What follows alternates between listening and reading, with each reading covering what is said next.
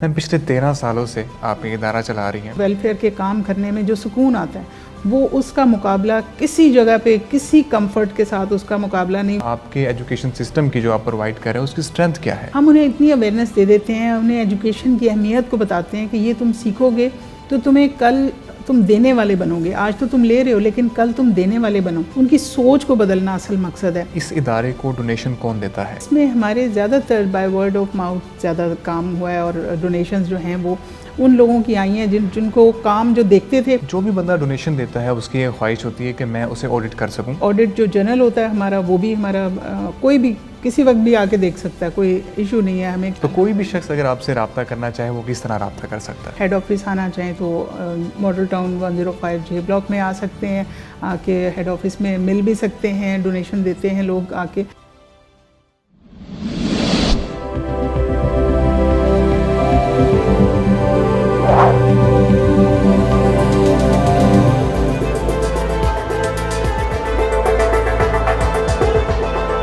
अस्सलाम वालेकुम ख़वातीन और हज़रात, मैं शुएब इमाम एक नए इंटरव्यू के साथ हाजिर खिदमत हूँ। दोस्तों, इशफाक अहमद का कोट है कि अल्लाह ताला के दिए में से देना पड़ता है, और जब इंसान बांटना शुरू करता है, देना शुरू करता है, तो अल्लाह ताला उसको दिन दुगनी रात चुगनी तरक्की देता है। हमारे साथ एक ऐसी खातून मौजूद हैं जिन्होंने गरीब बच्चों में, गरीब लोगों में खाना बांटने से शुरुआत की और आज हज़ारों लोग उस शख्सियत से मुस्तफ़ीद हो रहे हैं। आइए जानते हैं इस दिलचस्प कहानी को मोहतरमा रूबा हुमायूं की ज़बानी। बहुत बहुत शुक्रिया मैम आपकी तशरीफ़ आवरी का, आपने टाइम निकाला हमारे लिए। मैम, आपने झुग्गियों में गरीब लोगों में खाना बांटने से शुरुआत की, आपने उन्हें मुफ्त में तालीम दी और आज ये सिलसिला यहाँ तक पहुँचा है कि आपके 24 स्कूल हैं, उनमें 2000 से ज़्यादा तलबा पढ़ते हैं, और इसी तरह आपने 4000 ख़वातीन को ट्रेनिंग दी है कि वो अपने पाँव पर खड़ी हो सकें, अपना घर खुद चला सकें। ये सिलसिला कैसे चला, ये सफ़र कैसे कटा? इस पूरे सफ़र को अगर जानना हो तो हम किस तरह जान सकते हैं? आपकी स्टोरी से जान सकते हैं। प्लीज़ अपनी स्टोरी को सुनाइएगा ताकि हम जान सकें। जी बहुत शुक्रिया। असल में जो इस वक्त लोगों का जो कॉन्सेप्ट है, सभी चाहते हैं कि पाकिस्तान में ये गुर्बत, जहालत ये ख़त्म हो, लेकिन समझ नहीं आती कि शुरू कहाँ से करें। तो हमारा, जैसे आपने ज़िक्र किया है कि छोटा सा एक घर का प्रोजेक्ट था कि हम 100 लोगों में खाना बांटने के लिए लेके जाते थे। तो जब उन लोगों से बातचीत हुई तो मैंने उन्हें कहा कि आप लोग तमीज़ से लाइन बना के लो। तो बच्चों ने कहा कि जी हमें किसी ने कभी नहीं कहा, बस लोग आते हैं, खाना देते हैं और चले जाते हैं। मैंने कहा कि अच्छा, अगर मैं तुम लोगों को पढ़ाऊँगी तो पढ़ोगे? तो उनमें से एक बच्ची ने कहा कि हाँ, अगर आप पढ़ाएंगी तो हम पढ़ेंगे। तो ये जुमला जो था ना, उससे मुझे ये लगा कि अब मेरे ऊपर फ़र्ज़ हो गया कि मैंने अब इनको पढ़ाना है। तो मैं 1 साल तकरीबन झुग्गियों में जाके उन लोगों के साथ बैठ के उन बच्चों को भी पढ़ाना, उनकी माँओं को भी बुला लेना, उनको भी छोटी छोटी बातें सवाल जवाब करना, तो देखना कि वो बिल्कुल उनको कुछ पता नहीं है कि हम किस तरह से सोसाइटी में हमें रहना चाहिए, सफाई कितनी ज़रूरी है, और दीन के बारे में भी कोई मार्फत नहीं है किसी तरह की। तो ये काम मैं समझती हूँ कि जिन लोगों को पता है उनके ऊपर फ़र्ज़ है कि वो ये काम उन तक पहुँचाएँ, बातें वो सारी वो नॉलेज उन तक पहुँचाएँ। और हम लोग अपनी ज़िंदगियों में इस कदर मगन हैं कि हम लोग उन तक रसाई भी नहीं होती। बस ज़्यादा से ज़्यादा उनके लिए जब दर्द दिल में कोई बात महसूस करते हैं तो जाके कुछ बांट आते हैं उन। तो ये सिर्फ खाने से देखें मसला हल नहीं होता। उनको अगर हम एजुकेट कर देते हैं ना, तो वो बहुत से ऐसे वसाइल उनमें मौजूद भी होते हैं कि हम किस तरह से रहें। वो पैसे को संभाल के रखते हैं पर बच्चों को स्कूल नहीं भेजते। बिल्कुल ऐसे। तो उन्हें अगर मार्फत दे दी जाए कि भाई ये फ्री स्कूल है गवर्नमेंट के, यहाँ बच्चों को भेज दो, तुम्हारी फ़ीस भी नहीं तुम्हें देनी पड़ेगी, वहाँ पे बच्चों को फ्री पढ़ाया जाएगा। उन्हें इल्म नहीं है इस चीज़ का ना। तो जब उनको मैंने कोशिश भी की कि स्कूल एडमिट करवा दूँ, लेकिन उन्हें था कि भाई यहीं पे कोई हमें पढ़ा दे बस। तो अब ये है कि जैसे जैसे स्कूल मैंने उनका एक बना लिया, छोटा सा सेटअप बनाया, तो उसके बाद फिर मैंने पार्क में बैठ के भी पढ़ाया। दूसरा स्कूल जो था वो पार्क में बैठ के मैंने शुरू किया। तो असल मकसद ये है कि वो बच्चे जो हैं वॉकिंग डिस्टेंस से आएँ, उनके करीब ही हम कोई जगह ले लेते हैं रेंट पे, और फिर उनको टीचर्स को रख के पूरा सेटअप बना लेते हैं। तो ये सिलसिला अब माशाल्लाह 24 स्कूल का, और उसके बाद आगे लाहौर से बाहर भी हमारे बहुत से ऐसे सेटअप बन गए हैं और बनने जा भी रहे हैं। तो ये मकसद ये है कि ऐसे लोगों को तालीम दी जाए जिनको ये शऊर भी नहीं कि गवर्नमेंट का फ्री स्कूल है वहाँ ही चले जाएँ। तो उन्हें जब हम इस तरफ लेके आते हैं तो उन्हें सबसे पहले मोटिवेट करना होता है कि तालीम क्यों ज़रूरी है। ये इस चीज़ पे कन्विंस करते हैं हम उन्हें। और वो समझते हैं इस चीज़ को कि यकीनन कोई ऐसी बात है कि जो हम पढ़ेंगे तो फिर कोई हमारे अंदर कोई ऐसी तब्दीली आएगी। जब वो कन्विंस हो जाते हैं फिर उनको हम थोड़ा सा लालच भी देते हैं, खाना दिया और बहुत सी चीज़ें, कपड़े वगैरह दिए। जैसे कि हमारे बहुत से ऐसे प्रोजेक्ट्स हैं जो कि इन लोगों के वेलफेयर के लिए हम लोगों ने अटैच किए हैं इसके साथ। उसमें खाना वगैरह भी हम दे देते हैं इनको। जैसे स्कूल स्टार्ट होता है तो स्टार्टिंग में हम खाने से और इस तरह की चीज़ों से, ताकि बच्चे एक तो आएँ और वो किसी लालच में आएँ। और उसके अलावा एक हमारा थ्रिफ्ट शॉप का प्रोजेक्ट है। ठीक है। इसमें हम रिक्वेस्ट करते हैं उन लोगों से जो वेल टू डू फैमिलीज़ हैं, वो अपनी एक्स्ट्रा चीज़ें हमें डोनेट करें, ताकि उनके घर में भी बहुत सी चीज़ें रखने की जो जगह है वो कम पड़ रही होती है। नई चीज़ें आ जाती हैं तो चीज़ें स्टोर में चली जाती हैं, तो बेहतर है कि वो डोनेट कर दें। और इन लोगों को वो हम नॉमिनल सी प्राइस पे दे देते हैं, ताकि वो उन्हें अट्रैक्ट करने के लिए कि भाई, और उनकी ज़रूरत की चीज़ें होती हैं। बिल्कुल ठीक। उन्हें कपड़े और घर की हर तरह की चीज़ें। देखिए झुग्गी में अगर आप जाके देखते हैं ना, तो उसमें झुग्गी का मतलब है कि कोई उसमें ज़रूरत की चीज़ भी नहीं है। हम तो लग्जरीज़ और सहूलियात की चीज़ों में जा रहे होते हैं ना, उनके पास ज़रूरत की चीज़ें नहीं होती। तो चंद बर्तन अगर होंगे और कुछ थोड़ा बहुत बैठने के लिए कोई चारपाई वगैरह नज़र आ जाती, तो वहाँ पे तो कोई भी चीज़ आप देना तो उनकी ज़रूरत है उस चीज़ की। बिल्कुल ऐसे। तो ये थ्रिफ्ट शॉप का हमारा जो प्रोजेक्ट है, ये भी इन लोगों के वेलफेयर के लिए हमने एज अ साइड प्रोजेक्ट है, लेकिन वो भी हमारा बहुत से हमारे इदारे के ऐसे प्रोजेक्ट्स को चला रहा होता है, वोकेशनल को चला रहा होता है, तो उससे जो भी मनी जनरेट होती है ना, वो इन्हीं के वेलफेयर के ऊपर हम खर्च करते हैं। एक ख़ास बात जो हमारे एजुकेशन सिस्टम में डोर ऑफ अवेयरनेस की है, वो ये है कि हम बच्चों को एजुकेशन के साथ साथ वोकेशनल भी दे रहे हैं, और इस्लामिक बहुत ज़्यादा वैल्यूज़ उनके अंदर ऐड कर रहे हैं। और पूरा कुरान हम उनको क्लास 4 से लेके क्लास 8 तक हम उन्हें पूरा कुरान पढ़ा देते हैं। और उसके अलावा वोकेशनल जो है वो, क्योंकि माएँ उनको ड्रॉप करवा लेती हैं, कामों पे डाल देती हैं, तो हम उनके वोकेशनल जो है वो उनको साथ साथ पढ़ा रहे हैं, ताकि वो थोड़ा थोड़ा सा कुछ अर्न करना शुरू कर दें और मैट्रिक करने तक वो अर्निंग के काबिल हो चुके हों, और हमारा ड्रॉप आउट भी इससे बहुत ज़्यादा कंट्रोल हो जाता है फिर। बिल्कुल ठीक। मैम, पिछले 13 सालों से आप ये इदारा चला रही हैं, पिछले 13 सालों से आप ये काम कर रही हैं। इस काम करने से आपकी अपनी शख्सियत में क्या तब्दीली आई है? मुझे ऐसे लगता है कि एक सुकून का एहसास बहुत होता है कि हाँ, वाकई किसी के लिए कुछ किया है।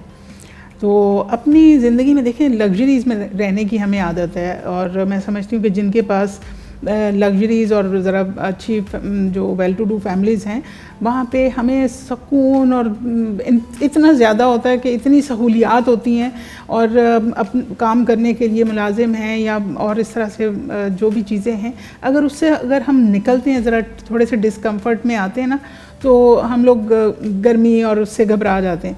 लेकिन जो सुकून इस काम में आता है ना, जो वेलफेयर के काम करने में जो सुकून आता है, वो उसका मुकाबला किसी जगह पे, किसी कंफर्ट के साथ उसका मुकाबला नहीं। वो जो सुकून है ना, वो इसमें बहुत ज़्यादा। बिल्कुल ठीक। मैम, आपने एजुकेशन को क्यों चुना? आपने स्कूल क्यों खोले? बाकी तो इदारे हैं, कुछ खाना बांट रहे हैं, कुछ लंगर तकसीम कर रहे हैं, कुछ कपड़े बांट रहे हैं, कुछ घर बना के दे रहे हैं, तो आपने एजुकेशन क्यों चुना? आपके एजुकेशन सिस्टम की जो आप प्रोवाइड कर रहे हैं, उसकी स्ट्रेंथ क्या है? जी, हमारी स्ट्रेंथ यही है कि हम अवेयरनेस दें। जैसे कि नाम से भी ज़ाहिर है कि डोर ऑफ अवेयरनेस जो है, ये अवेयरनेस दें, ताकि अगर उन्हें फ़र्ज़ करें कि हम उन्हें एक मछली पकड़ के रोज़ दे देते हैं ना, तो उन्हें ये नहीं पता चलेगा कि पकड़नी कैसे, वो फिर हमारे ऊपर डिपेंडेंट हो जाएंगे। हम उन्हें इतनी अवेयरनेस दे देते हैं, उन्हें एजुकेशन की अहमियत को बताते हैं कि ये तुम सीखोगे तो तुम्हें कल तुम देने वाले बनोगे। आज तो तुम ले रहे हो, लेकिन कल तुम देने वाले बनो। तो ये जो एजुकेशन है ना, ये हर मसले का हल इसमें मौजूद है। आप इसमें उनको वोकेशनल तालीम दें, उनको एजुकेशनल जो भी सिलेबस वगैरह पढ़ाया जाए, उनकी अवेयरनेस को बढ़ाया जाए, ताकि वो डिपेंडेंट ना रहें। उनकी सोच को बदलना असल मकसद है। अगर आप किसी को कोई कपड़ा देते हैं ना कि ये तुम्हारा बच्चा नंगा फिर रहा है, तुम इसे ये कपड़े पहना दो, तो आप अगली दफ़ा जाएंगे, उसका बच्चा फिर वैसे ही फिर रहा होगा। लेकिन अगर आप उसे बताएं कि देखो ये बुरी बात है, ये इस तरह से नहीं फिरना चाहिए बच्चे को, आप कपड़े पहनाओ, तो वो चाहे अपने पैसे खर्च के क्यों नहीं खरीदेगी।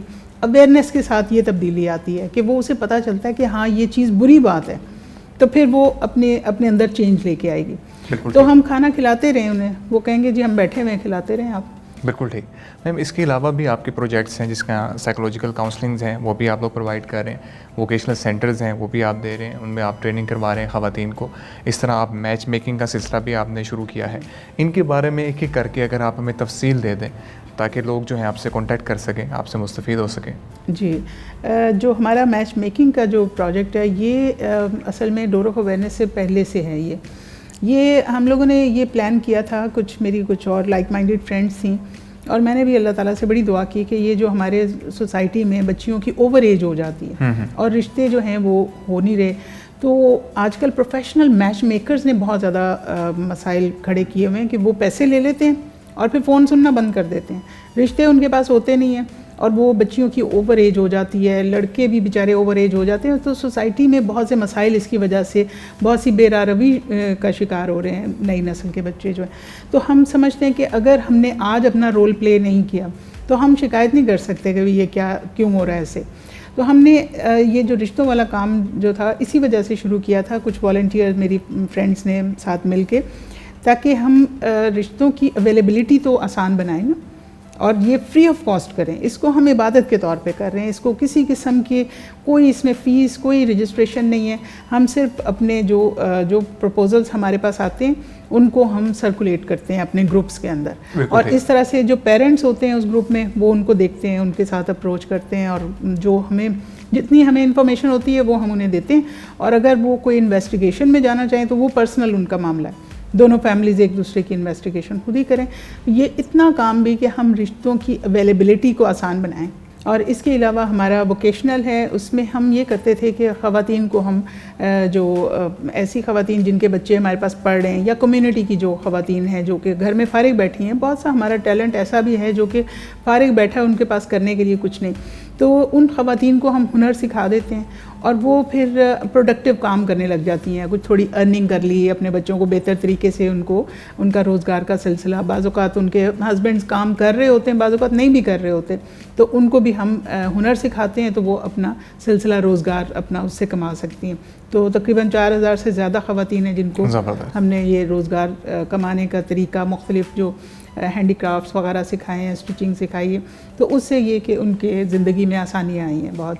इसके अलावा हमारा प्रोजेक्ट है साइकोलॉजिकल काउंसलिंग। उसमें हम लोग ये फील कर रहे थे कि ये लॉकडाउन के दिनों में ख़ास तौर पे जब फैमिलीज़ घरों में बैठी हैं, तो आपको पता है कि हस्बैंड वाइफ के, बच्चों के इतने बाज़ों का डिफरेंसेस होते हैं, वो अपनी लाइफ में जब बिज़ी हों तो बहुत सी चीज़ें जो है ना इग्नोर हो जाती हैं। हस्बैंड अपने ऑफिस चले गए, बच्चे स्कूल कॉलेज चले गए, तो इतने मसाइल नहीं होते, लेकिन जब सबको इकट्ठे रहना पड़ रहा है तो बहुत से मसाइल बढ़े हैं, उससे बहुत सी डिवोर्स रेट बढ़ा है। तो हमने ये साइकोलॉजिकल ऑनलाइन सेशंस का इनकाद किया यूनिवर्सिटी ऑफ लाहौर के साथ मिलके। उनका साइकोलॉजी डिपार्टमेंट जो है वो हमें फ्री सर्विसेज प्रोवाइड कर रहे हैं। तो हम लोग फिर ये अपना ऑनलाइन सेशंस जो हैं वो बहुत सीक्रेट तरीके से, ताकि लोगों को हम काउंसलिंग तो दें लेकिन उनकी सीक्रेसी हर्ट ना हो, या वो कोई अपनी प्रॉब्लम्स बताते हुए कोई प्रॉब्लम में ना आए किसी तरह से भी। तो ये भी बहुत इस वक्त की ज़रूरत है। ये भी एक हमारा प्रोजेक्ट आजकल बड़ा एक्टिवली काम कर रहा है। बिल्कुल ठीक। मैम, इस इदारे को डोनेशन कौन देता है? तकरीबन पहले 3 साल तो हमने बग़ैर नाम और बग़ैर किसी से डोनेशन लिए ये काम किया। 5 स्कूल हमने अपने घर की डोनेशन से चलाए, लेकिन उसके बाद फिर हमारे बहुत से फ्रेंड्स, फैमिलीज़, फिर बहुत से कॉलेजेस और स्कूल्स हमारे साथ अटैच हुए। तो नई जनरेशन है स्टूडेंट्स ने बहुत काम किया। तो इसमें हमारे ज़्यादातर बाय वर्ड ऑफ माउथ ज़्यादा काम हुआ है, और डोनेशंस जो हैं वो उन लोगों की आई हैं जिनको काम जो देखते थे और हमारे ऊपर ट्रस्ट करते थे और देखते थे हर चीज़ जो है। हमारा audit from the very first day, जितना भी जब से ये रजिस्टर हुआ है इसका ऑडिट हर साल हो रहा है। तो हम लोग ये चीज़ है कि अल्हम्दुलिल्लाह हमारे अपने जो लोग हमें जानते हैं वो इसमें डोनर भी हैं। हमारी एग्जीक्यूटिव काउंसिल के लोग जो इसकी टीम का हिस्सा हैं वो सब माशाल्लाह डोनर्स भी हैं। इसी तरह से लोग मिलते जा रहे हैं और माशाल्लाह ये कारवां बड़ा होता जा रहा है। बिल्कुल ठीक। जो भी बंदा डोनेशन देता है उसकी ये ख्वाहिश होती है कि मैं उसे ऑडिट कर सकूं, मैं ये देख सकूं जो मेरी डोनेशन है वो सही कामों में लगाई जा रही है या नहीं लगाई जा रही। तो उसका क्या सिस्टम है? हमारा एक तो ये कि ऑडिट होता है, फिर ये कि जो हमारे प्रोजेक्ट्स हैं स्कूल वाइज हमारे डोनर अलग अलग भी हैं, कुछ जनरल डोनर्स भी हैं। जो लोग अपना स्कूल स्पॉन्सर कर रहे हैं उनके एक एक पैसे का जो सारा डिटेल उनको हर महीने हम उनकी रिपोर्ट्स उनको देते हैं। और ऑडिट जो जनरल होता है हमारा, वो भी हमारा कोई भी किसी वक्त भी आके देख सकता है, कोई इशू नहीं है हमें। क्योंकि अगर कोई हम फ़र्ज़ करें कि कोई ऐसा मनी जनरेटिंग कोई काम भी कर रहे हैं, थ्रिफ्ट शॉप है, अगर वहाँ से पैसा कोई जनरेट हो भी रहा है तो वो भी इन्हीं के वेलफेयर के कामों में लग रहा है, क्योंकि ये नॉन प्रॉफिट ऑर्गेनाइजेशन है, हम सब डोनर्स हैं। और सबसे ज़्यादा ये क्या है, मुझे ख़ुद भी ये ख्वाहिश है, और जैसे कि अपने डोर ऑफ अवेयरनेस से पहले से ही मैं इस चीज़ में कि एजुकेशन पे मैंने अपना तमाम जितनी ज्वेलरी वगैरह थी वो डोनेट कर दी। फिर और अपने घर से हम लोग चैरिटी, सबसे ज़्यादा हम लोग जो है वो डोनर हैं इसके माशाल्लाह, और भी मेरे बहुत से वेल विशर्स हैं जो डोनर्स हैं। तो हम लोगों का ये काम जो है सिर्फ वेलफेयर का ही नहीं बल्कि हमारा पैशन है ये। बिल्कुल ठीक, बिल्कुल ठीक। तो कोई भी शख्स अगर आपसे रब्ता करना चाहे वो किस तरह रब्ता कर सकता है? जी, हमारे जो अकाउंट नंबर वगैरह है वो इसमें स्क्रीन पे शो हो रहे होंगे, वो उस पर ऑनलाइन भी जमा करा सकते हैं। और अगर हेड ऑफिस आना चाहें तो मॉडल टाउन 105 जे ब्लॉक में आ सकते हैं, आके हेड ऑफिस में मिल भी सकते हैं, डोनेशन देते हैं लोग आके। और हमारे अगर स्कूल्स का कोई डिटेल वगैरह लेना चाहें तो वो स्कूल्स में भी बाज़ लोग होते हैं जिस अपने एरिया में स्कूल खुलवाना चाह रहे होते हैं, तो बहुत से लोगों के पास ऐसे घर खाली पड़े होते हैं, वो कहते हैं क्या करें, इनका जायदादों में मिले हुए हैं विरासत में। तो कई लोग हमें डोनेट भी कर देते हैं। बहुत से हमारे फ्री जगहों पे स्कूल भी चल रहे हैं, वो लोगों की जो डोनेटेड जगह हैं वो उस पर हम स्कूल बना लेते हैं। इसी तरह मैंने अपने पेरेंट्स का घर जो है उस पर भी मैंने स्कूल बनाया हुआ है। तो इसी तरह से है कि जो एक्स्ट्रा हमारे पास चीज़ें हैं वो हम डोनेट करें, एक जगह है वो हम इसको अल्लाह की राह में दे सकते हैं। तो ये इसी तरह से लोग मिलते जाते हैं और काम बढ़ता चला जा रहा है अल्हम्दुलिल्लाह। बिल्कुल ठीक मैम, आपने ख़ुद को भी फ़लाही कामों में मसरूफ़ रखा हुआ है, और इसी तरह जनाब कासिम अली शाह साहब जिनसे आप इंस्पायर हैं, उनकी तालीमात से और उनके लेक्चर से, उन्होंने भी इस माशरे की फ़लाह के लिए बहुत काम किया है। उनकी शख्सियत के बारे में आप क्या राय देना चाहेंगे? जी, मैं समझती हूँ कि वो भी इस वक्त एक रोशनी है जो कि लोगों को नाउम्मीद नहीं होने देते। वो पॉजिटिव तरीके से सोचने के तरीके लोगों को बताते हैं, मसाइल के हल बताते हैं, और ये जो बैरियर्स होते हैं ना, यही इंसान को लेके बैठ जाते हैं कि मैं अब क्या करूं। तो कासिम अली शाह साहब का ये है कि वो एक रोशनी है और वो लोगों को आगे रास्ता दिखाते चले जा रहे हैं, और लोग उम्मीद के साथ आगे बढ़ रहे हैं, और उनका बहुत बड़ा कंट्रीब्यूशन है सोसाइटी में। नई जनरेशन को वो पॉजिटिवली गाइड कर रहे हैं, और मैं समझती हूँ कि बहुत से कासिम अली शाह की ज़रूरत है सोसाइटी में, हमारे बहुत ज़्यादा काम होने की ज़रूरत है। लोग वाकई में ज़रूरत है ऐसे लोगों की जो लोगों को सही रास्ते पे एक उम्मीद के साथ आगे बढ़ने का हौसला दें। बहुत बहुत शुक्रिया मैम आपकी तशरीफ़ आवरी का, आपने टाइम निकाला हमारे लिए। मैं उम्मीद करता हूँ हमारे नाज़रीन जो ये इंटरव्यू देख रहे हैं उन सब के लिए ये इंटरव्यू, ये स्टोरी एक इंतहाई इंस्पिरेशन का बाइस बनेगी, ख़ास तौर पे उन लोगों के लिए जो फ़लाही काम करना चाहते हैं, इस माशरे में कुछ बांटना चाहते हैं। इंटरव्यू देखने का बहुत बहुत शुक्रिया।